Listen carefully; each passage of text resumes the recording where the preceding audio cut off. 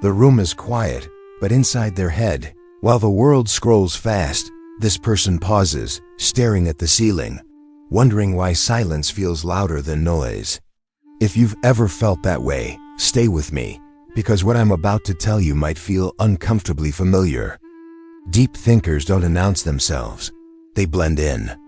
They smile at the right moments.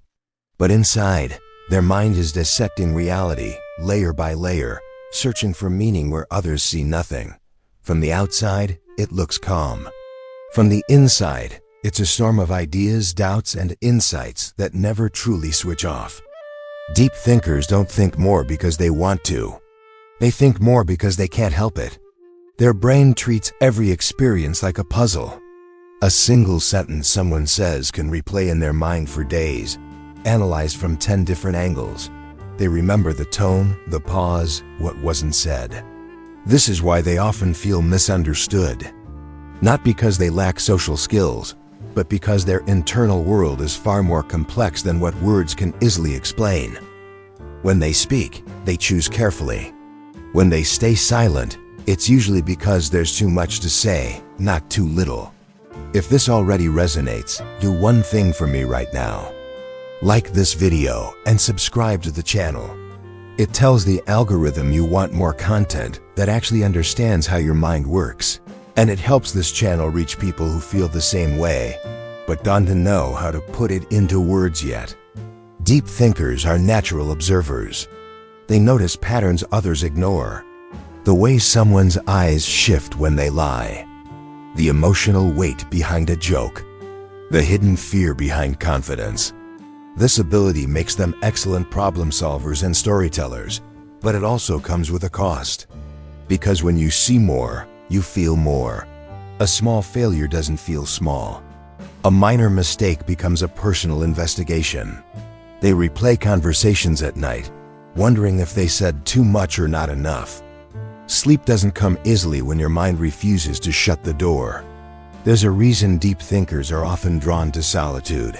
It's not loneliness, it's relief.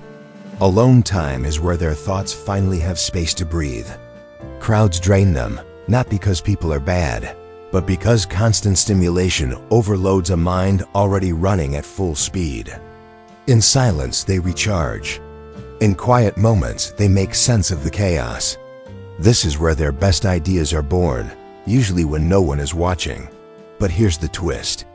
Deep thinkers feel deeply, yet they hide it well. They don't explode emotionally, they implode. Pain turns inward.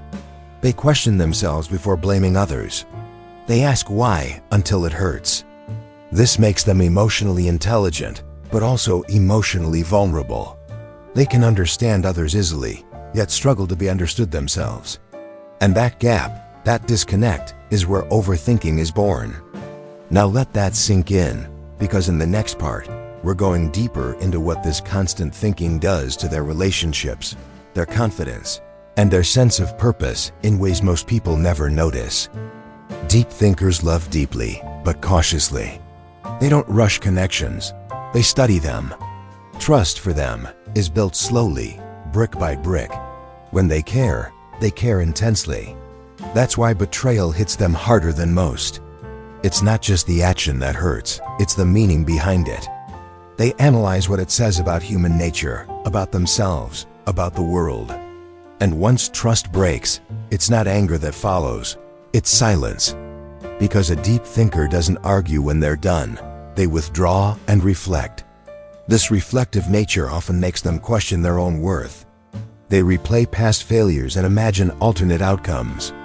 What if I said this? What if I acted sooner? This isn't weakness, it's their mind searching for growth. But when taken too far, it becomes self-criticism. Deep thinkers can be their own harshest judges. They set high standards, not to impress others, but to live up to their internal ideals. When they fall short, even slightly, it feels like a personal betrayal. Yet, this same trait is what makes them powerful.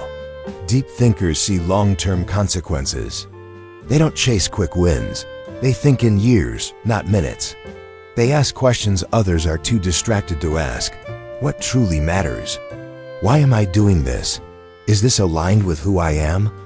This depth gives their life meaning, but it can also make shallow environments feel unbearable. Small talk exhausts them. Fake enthusiasm drains them. They crave real conversations, real purpose, real connection. Because of this, many deep thinkers feel like outsiders. Not better, just different. They often feel out of sync with a world that rewards speed over depth. But here's what most people never realize. Every breakthrough idea, every powerful piece of art, every life-changing insight usually comes from someone who thought too deeply for their own comfort. The very trait that makes them feel isolated is the same trait that allows them to change how others see the world. When a deep thinker finally learns to manage their mind instead of fighting it, everything changes. They learn when to dive deep and when to let go. They stop trying to explain themselves to everyone. They choose environments that respect their nature. They turn overthinking into strategic thinking, reflection into wisdom, sensitivity into strength. If any part of this felt like it was describing you, you're not alone, even if it often feels that way. Deep thinkers are everywhere, quietly carrying worlds inside their heads. And I want to hear from you. Drop a comment telling me which part hit the closest to home, and share this video with someone who thinks too much and feels too deeply. Sometimes, all it takes is knowing you're understood to change everything.